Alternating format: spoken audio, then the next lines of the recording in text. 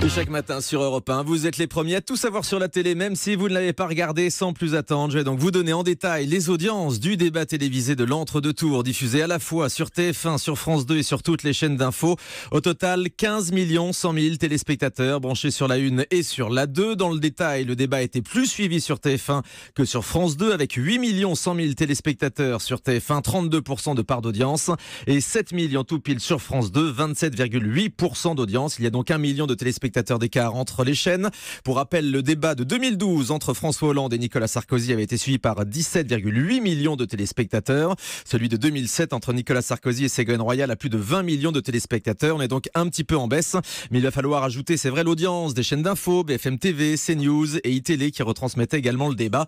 Les chiffres des chaînes d'info tombent un petit peu plus tard dans la matinée. On devrait donc s'approcher des 17 millions de téléspectateurs, comme vous l'a pronostiqué Julie, dès 6h40 ce matin.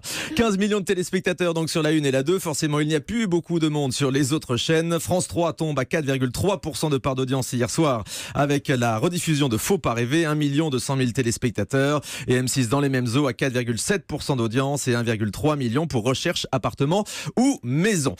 Et sur la TNT, alors là, quasiment personne hier soir. Et oui, vous le disiez Thomas, beaucoup de monde devant TF1 et France 2 et ça se ressent également sur la TNT puisque personne ne dépasse le million de téléspectateurs. France 5 arrive en tête avec un documentaire inédit sur la face cachée de Venise. 700 000 Français ont préféré une petite balade romantique en gondole aux échanges musclés entre Marine Le Pen et Emmanuel Macron.